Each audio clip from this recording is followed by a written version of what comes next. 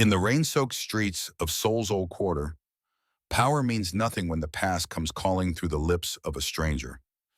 And Kang Jae-won, the most feared man in South Korea's criminal underworld, was about to learn that some melodies carry souls across death itself. The Black Range Rovers moved through Bukchon Hanok village like a funeral procession that had forgotten it was supposed to be quiet. Three vehicles, all identical, all armored, all carrying the kind of silence that only comes when everyone inside knows better than to speak unless spoken to. The rain had been falling since dusk, and now, at nearly midnight, it came down in sheets so thick that the old tiled rooftops of the Hanok buildings seemed to dissolve at the edges, their ancient curves blurring into the dark sky like ink spreading across wet paper. The street lamps along the narrow road cast amber halos that trembled in the downpour, each one a small, futile attempt at warmth in a night that had decided to be cold in every possible way. Kang Jae-won sat in the second vehicle, the one always hidden between the two decoys, a detail that only three people in his entire organization knew. He was 34 years old and had been running the Kang syndicate for 6 years, ever since his father's heart had given out during a negotiation that had gone sideways in a private dining room in Gangnam. He had not cried at his father's funeral.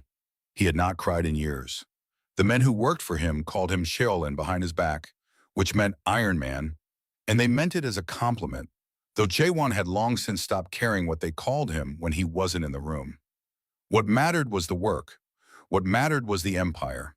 What mattered was that every debt got collected, every agreement got honored, and every threat got neutralized before it could become a problem. Tonight was supposed to be a routine transfer of authority, a sit-down with the Busun faction leaders who had been growing restless under the arrangement his father had established a decade ago. Chae-won had spent 3 days preparing for it, reviewing accounts, memorizing faces, calculating leverage. He was not a man who left things to chance. Chance was what happened to people who didn't prepare. He had learned that lesson young, and he had learned it painfully, and he had never forgotten it. The convoy was 8 minutes from the meeting location when his driver, a compact and perpetually expressionless man named Dong-hyun, eased off the accelerator, almost imperceptibly. The change in speed was so subtle that anyone else might not have noticed it. Chae-won noticed everything. "Why are we slowing?" he asked, his voice carrying that particular quality of calm that his subordinates had learned to be most afraid of. Loud anger was manageable. This quiet was not. "There's a girl, sir," Dong-hyun said. "On the steps. She's soaked through. I didn't want to go around her." "Yes, sir." But then it happened. Through the armored glass, distorted by the rivers of rain running down the window, Chae-won caught sight of her. A young woman seated on the stone steps of one of the old Hanok buildings, her olive-green coat darkened with rain, her natural hair plastered in curls against her forehead and cheeks. She was not Korean. She was not local. She looked lost in the particular way that people look lost when they have stopped trying to figure out where they are and have simply decided to wait for the world to make a decision on their behalf. Her face was tilted slightly upward, not toward the sky, but towards something invisible in the middle distance, and her lips were moving. She was humming. The sound should not have been audible through the vehicle's insulation. The rain should have drowned it. The engine should have covered it. By every physical logic available to the situation, Kang Jae-won should not have heard a single note of what that woman was producing in the dark and the wet on those ancient stone steps. He heard every note. His hand shot forward and grabbed Dong-hyun's shoulder so hard that the driver's entire body jerked to the right. "Stop the car." "Sir, the meeting." "Stop the car." The convoy halted. All three vehicles. Dong-hyun had barely shifted into park before Chae-won was opening his own door. Something he never did. Something that existed in direct violation of every security protocol he himself had written.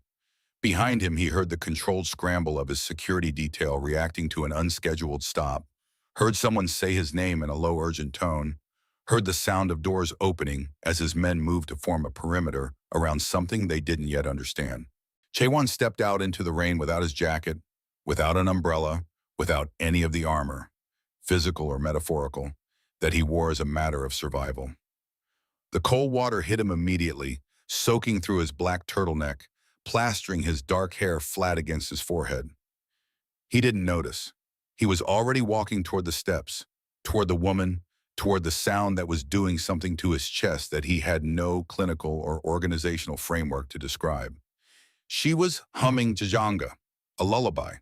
Specifically, it was the particular arrangement, the specific phrasing, the exact melodic ornamentation in the fourth bar that his mother had used, that her mother had taught her, that existed nowhere in any published collection of Korean folk music because it had been passed down person to person through 3 generations of women in a family that no longer existed. His mother had sung it to him every night until he was 7 years old. She had died when he was 8. He had not heard it since. He stopped 6 feet from the woman. The rain fell between them like a curtain that couldn't quite commit to keeping them apart. She looked up, and her eyes, dark, startled, but not afraid, met his. Neither of them spoke. The lullaby had stopped. The rain had not. Her name was Amara Osei, and she had been in Seoul for 11 days, which was 10 days longer than she had originally planned, and 11 days longer than anyone back in Accra had thought was wise. She was 26 years old and held a master's degree in ethnomusicology from the University of Ghana, a field that her mother had described as a very beautiful way to not make money, which was accurate but missed the point in the way that practical objections to passionate pursuits so often do. Amara's research focused on the migration of melodic structures across diaspora communities, the way that tunes traveled with people through slavery, colonization, displacement, and voluntary movement, how they mutated and adapted and yet somehow retained a core identity that trained ears could still recognize centuries and continents later. She had come to Seoul because of an anomaly in her data. 18 months earlier, while cataloging recordings from a 1960s field study conducted by an American musicologist in rural South Korea, Amara had encountered a lullaby fragment that stopped her cold. The melodic structure in the recording bore unmistakable resemblance to a pattern she had documented in a collection of lullabies from the Volta region of Ghana. Not similar, not adjacent, structurally, rhythmically, and ornamentally near identical in ways that could not be attributed to coincidence or parallel evolution. The probability of independent identical development of that specific melodic phrase, given the complexity of its internal ornamentation, was, according to the statistical modeling her dissertation supervisor had helped her run, essentially zero. She had spent a year trying to find another explanation. She had found none. She had applied for a research grant to come to Korea and trace the lullaby's lineage. She had been rejected twice and funded on the third attempt by a small academic foundation whose selection committee apparently found her proposal either genuinely compelling or entertainingly eccentric. She had arrived in Seoul in the second week of February with a digital recorder, a notebook filled with musical transcriptions, and contact information for 3 Korean ethnomusicologists who had responded to her emails with varying levels of enthusiasm. The trail had gone cold 6 days in. The oldest of her Korean contacts, a retired professor named Dr. Shin, had listened to her recordings with great patience and then told her, gently but firmly, that the lullaby she was chasing had not been documented in any academic collection he was aware of. He had heard something like it, he said, but only once, and the memory was old. He suggested she might be dealing with a private family tradition, rather than a folk song with traceable lineage. Private family traditions, he explained, did not leave academic paper trails. They died with the families that carried them. Imara had thanked him and gone back to her rented room and sat with that information for 2 days. She was not ready to accept it. She had not come this far, not just geographically, but through years of study and months of obsessive research and 2 grant rejections. To be told that the answer she was looking for was simply gone. She had gone back to the recordings. She had listened again and again, slowing the audio down, isolating the melodic line, mapping it against everything in her archive. And she had found something she had missed the first time.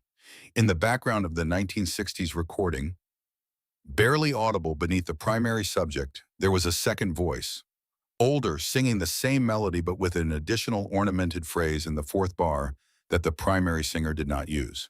That phrase, that specific phrase, she had heard it before, not in Korea, not in any academic recording. She had heard it from her own grandmother in a small house in Kumasi on the kind of evening when the power was out and there was nothing to do but sit in the dark and listen to the old woman sing. The connection was impossible, and yet there it was, sitting in her data like a fact that had not received the memo that it was not supposed to exist. She had spent the last 3 days walking the older neighborhoods of Seoul, recorder in hand, approaching elderly residents with careful questions that her translation app rendered into serviceable but slightly stiff Korean. She had found nothing. And then tonight, walking back to the subway station, exhausted and wet, and quietly beginning to accept that Dr. Shin might have been right, she had passed the stone steps of a Hanok building and sat down to rest her feet, and the melody had simply come to her. The way things come to you when you stop chasing them. She had been humming it without thinking, the way her grandmother used to hum it, unself-consciously, as a form of breathing, as a way of keeping the night at bay. She had not heard the convoy stop. She had not noticed the rain-soaked man walking toward her until his shadow fell across the street lamp's reflection in the puddle at her feet. She had looked up, expecting a stranger, someone who would ask if she was all right, or whether she needed directions, or whether she knew she was sitting in the rain. She had not expected the expression on his face. She had spent 3 years studying the emotional content of music, the way melody could bypass the rational mind and reach directly into something older and less defended. She had written 40 pages about it. She thought she understood it academically. She was not prepared for what she was looking at now, a man in his 30s, expensive clothes soaked through, standing in the rain with the expression of someone who had just heard a voice from inside a grave. That melody, he said in Korean. His voice was very controlled, but the control was visibly costing him something. Where did you learn it? Amara's translation app was in her bag. She didn't reach for it. She had learned enough Korean in 11 days to understand that question, and she had been waiting, without knowing it, to be asked exactly that, by exactly this kind of person, in exactly this kind of impossible moment. She answered him in careful, accented Korean, the words she had practiced because she had somehow known she would need them. My grandmother taught me. She said her grandmother taught her. She said it came from very far away and very long ago, and that we should never let it disappear. The man stood in the rain for a long moment. His security team was visible at the edges of her peripheral vision. Large men in dark clothes pretending very professionally to be part of the scenery. The convoy sat behind him with its headlights cutting through the downpour, illuminating the space between them in cold white light that made everything look slightly unreal, like a scene from a film that hadn't figured out its genre yet. Then Kang Jae-won said, "My mother sang it to me." She said the same thing. They did not go to a cafe. Chae-won did not suggest it, and Amara did not ask. Instead, one of his men produced an umbrella from somewhere. These men apparently prepared for everything.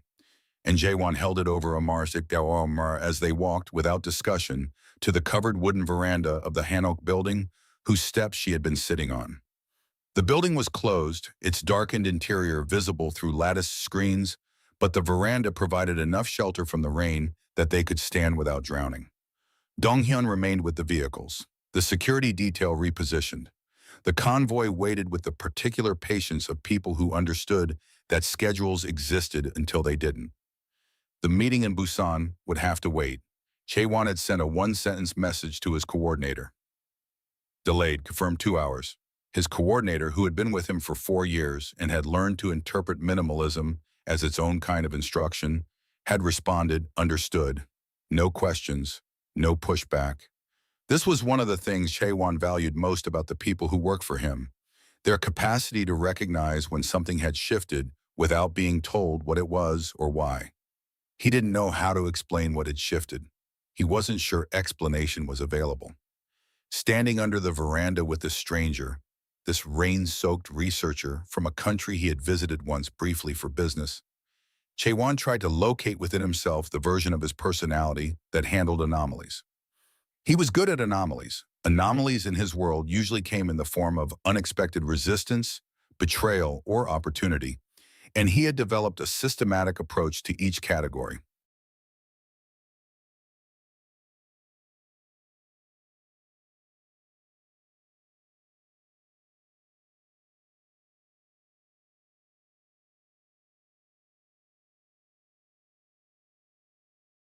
He assessed, he gathered information, he determined the correct response, and he executed. It was a clean process. It had served him well. This did not fit into that process. Tell me about your research, and he said, because it was the closest thing to neutral ground he could find. Imara told him. She was good at explaining it. She had done it many times for people who found it unusual or impractical, and she watched him as she spoke, looking for the particular glazed expression that appeared on most people's faces when she got to the statistical modeling. It did not appear. He listened the way that people listen when they are tracking every word for implications, which was not the normal way people listened to musicology explanations, but she was beginning to understand simply how this man listened to everything. When she finished, he was quiet for a moment. Rain moved around them in the dark. Somewhere in the neighborhood, a door opened and closed, and there was a brief smell of something cooking, garlic, sesame, before the rain took it away. The woman in the 1960s recording, he said, the one with the additional phrase, "Do you have a name?" Amara reached into her bag and produced the notebook. She had not put it away even when she sat down on the steps, which said something about either her dedication or her despair. She wasn't sure which. She found the page and turned it toward the nearest street lamp's light. The primary subject's name was recorded. The secondary voices listed in the field notes as an unidentified elder, estimated age 70 or older. The location was a village in South Chungcheong province. Chaewon looked at the notebook. His expression did not change, but something behind his eyes did. A very slight alteration that Amara might have missed if she had not spent years learning to read the emotional subtext of performance. My mother grew up in South Chungcheong, he said. Before she came to Seoul, she came to the city when she was 19. She died when I was 8. He paused. She would have been about 4 years old when that recording was made. The elder singing in the background could have been her grandmother. The arithmetic of it settled between them like a stone dropping into still water. Circles of implication moved outward in every direction. Amara understood then the full weight of what she was holding. This was not just a musicological curiosity, not just an anomaly in a data set. This was a thread, a living embodied thread connecting a family in Korea to a family in Ghana through a melody that had somehow traveled between them and survived in both places through generations of quiet, faithful transmission. Her grandmother humming in the dark, his mother singing at bedtime. Two women who had never met, on opposite sides of the planet, carrying the same song without knowing why or how it had come to them, only knowing that it mattered, that it should not disappear, that it needed to be passed on. I need to know how it got from one place to the other, Amara said. Her voice had taken on the focused quality it always acquired when research became real. The migration pattern, the transmission route. If your family and mine have been carrying the same melody, there's a point of contact somewhere, a moment where these two lineages intersected. Could be colonial history, could be trade routes, could be something much older. But there's a connection. There has to be. Chaewon was looking at her with an expression she could not categorize. It was not the look of a man being charitable to an eccentric academic. It was the look of a man confronting something he could not fit into any existing file. My grandmother, he said slowly, kept a box of papers that I was never allowed to see as a child. When she did, I inherited it. I opened it once, saw that it contained documents I couldn't read. Some were in Korean, some in a script I didn't recognize, and I put it back. It's been in storage for 6 years. I haven't thought about it since. Amara went very still. What script? She said carefully. He looked at her. I don't know. I'm not a linguist. Could you describe it? He thought for a moment, reaching back into a memory he had not visited in years, retrieving it with the same systematic thoroughness he applied to everything. Curved characters. Some looked almost like the letter G, but inverted, circles with lines through them. Dense, written very small. Amara's heart was doing something her medical knowledge told her was entirely normal, under conditions of extreme anticipation, but that felt, from the inside, like it was trying to escape her ribcage. That could be a conscript, she said. One of the written forms developed from the Adinkra tradition. It was used in certain parts of West Africa for centuries. She paused. Mr. Kang, if there are documents in your grandmother's papers written in a Khan script, your family's connection to mine is not accidental, and it is not recent.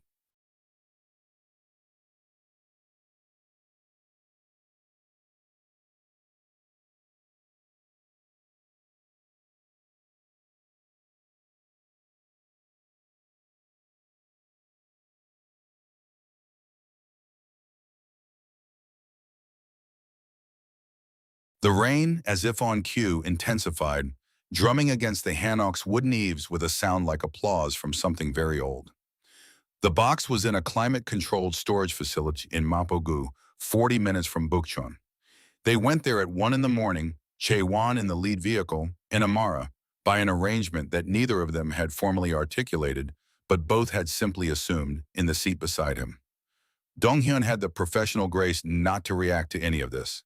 The facility manager, roused by a phone call from a number he recognized as belonging to someone whose storage fees were always paid 6 months in advance and who had never once made an unusual request, met them at the entrance with the particular alertness of a man who understood that unusual requests from this particular client were to be accommodated without comment. The box was exactly as Jaewon remembered it, wooden lacquered red, though the lacquer had faded to something closer to rust, approximately the size of a shoebox but deeper. It had a latch but no lock, and when Jaewon opened it on the facility's examination table, the smell that rose from it was old in a way that Amara associated with archives and libraries in the particular rooms in her grandmother's house, where things had been kept for a very long time. There were photographs on top, black and white, faces Chaewon recognized from the family albums his grandmother had maintained with obsessive care. He set them aside carefully, not because they were unimportant, but because they were known. He was looking for the documents. He found them in a folded cloth near the bottom of the box, wrapped in a fabric that Amara, when she leaned forward and looked at it closely, identified immediately as kente. The distinctive woven pattern was unmistakable to someone who had grown up in Ghana, even faded as it was, even depleted of most of its original color by time and storage. She said nothing. She waited. Chaewon unwrapped the cloth and laid the documents on the table. There were 11 of them, various sizes, some on what appeared to be paper, and some on a material that might have been bark cloth. The handwriting on all of them was small and dense, and it was in two different scripts, Korean on some and on others, the curved characters that Chaewon had described. Amara put on the examination gloves that the facility kept on hand for exactly this kind of careful handling, and she bent over the documents written in a Kin script, and she began to read. It took her 40 minutes, working slowly, cross-referencing against her phone where the characters were ambiguous or where archaic vocabulary appeared that she wasn't certain of. Chaewon stood at the end of the table and watched her work, and he did not speak, and he did not check his phone, and he did not think about the Busan meeting, which had by this point been rescheduled for the following morning. He watched her the way he had watched the rain when he was a child, with the awareness that something important was happening and that the appropriate response to it was simply to pay attention. When she looked up, her eyes were wet. It might have been from the strain of reading in the facility's artificial light, but Jaewon had the strong impression that it was not. In 1887, she said, her voice carrying the particular steadiness of someone holding themselves carefully together, a Korean sailor named Kang Myung-soo was stranded in the Gold Coast, what is now Ghana, when his ship was damaged in a storm. He was taken in by a family in a coastal village. He stayed for 7 months while the ship was repaired. She paused. During those 7 months, he fell in love with a woman named Abena. They couldn't stay together. He had obligations at home, a family already arranged, a life he had to return to. But before he left, Abena taught him a song, a lullaby that her mother had taught her, that had been in her family for generations. Another pause. She told him that wherever he went, whatever he carried with him, he should carry this. She told him not to let it disappear. The words settled into the silence of the climate-controlled room. Chaewon had not moved. He was looking at the cloth, the kente, that Abena had wrapped these documents in, that had somehow traveled with them across 140 years and thousands of miles, faded and fragile and still recognizably what it was. The Korean documents, Amara continued, are letters, written by Kang Myung-soo it looks like, although I can't be certain. Some of them appear to be addressed to Abena. They may have been letters he never sent, or letters that were returned to his family after his death. But the Akan documents... She stopped, steadied herself. The Akan documents are in a different hand, later, much later. One of them is dated 1923, and the person who wrote them, she's describing the melody. She writes that she learned it from her grandmother Abena, who learned it from a man who came from across the sea and who wept when she taught it to him because he said it was the most beautiful thing he had ever heard, and he was afraid he would forget it if he went home. Amar's voice dropped to nearly nothing. She writes that the man told Abena the melody sounded like something his own mother had once sung to him, in a language he had long forgotten, in a place he could no longer fully remember. She writes that Abena told him this was how it was with certain songs. They were older than the people who sang them. They knew the way home better than the people who carried them. Chaewon's jaw was very tight. He looked at the kente cloth. He looked at the documents.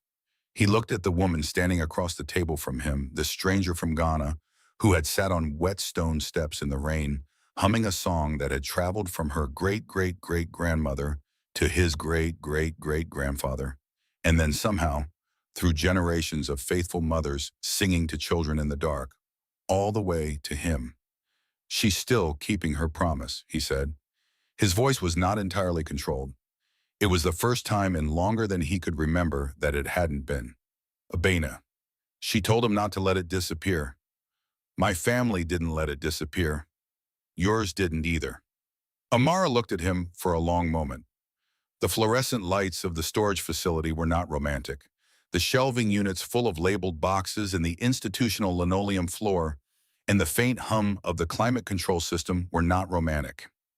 None of this was the setting for what she felt standing there, which was something that she did not yet have a clinical or academic name for and suspected she would have to invent one. I came to Seoul to find a thread, she said. I didn't know I was going to find the other end of it was still attached to someone. Chaewon reached across the table and very carefully, with more care than he applied to most things, which was saying a great deal, he folded the kente cloth back around the documents. He did not put them back in the box. He held them. My mother sang me that lullaby every night for the first 7 years of my life, he said. I have spent 26 years building something she would not have been proud of, and telling myself that she never had to know, and that it didn't matter because she was gone. He looked at the wrapped cloth in his hands. I think perhaps some things know their way home better than the people who carry them. Outside the storage facility, the rain was still falling. In Kumasi, it would be early morning, and Amara's mother would be asleep. And in the room where her grandmother had slept for 83 years before she died, there was a silence that had not been filled with Suriname for 2 years now. In Mapogu, in a climate-controlled room designed for the preservation of things too important to lose, a man who had spent half his life becoming unreachable was holding a piece of kente cloth wrapped around letters that proved the world was smaller and more connected than any empire he had ever built, and feeling for the first time in 26 years like something that had been wound very tight inside him was, slowly and with great care, beginning to release. Amara picked up her recorder. She looked at him. Would you sing it with me? She asked. Just once, so the recording exists, so it doesn't disappear. He looked at her for a long moment. Then Kang Jae-won, feared by every criminal organization from Busan to Incheon, set down the cloth very gently on the examination table, and he opened his mouth, and for the first time since he was 7 years old, he sang his mother's lullaby. Their lullaby, it turned out, their shared impossible inheritance, into the small glowing light of a researcher's digital recorder, while outside the rain came down and the convoy waited, and the old city carried its stories forward through the dark. Some songs are older than the people who sing them. They know the way home. They are just waiting for the right voice to carry them there.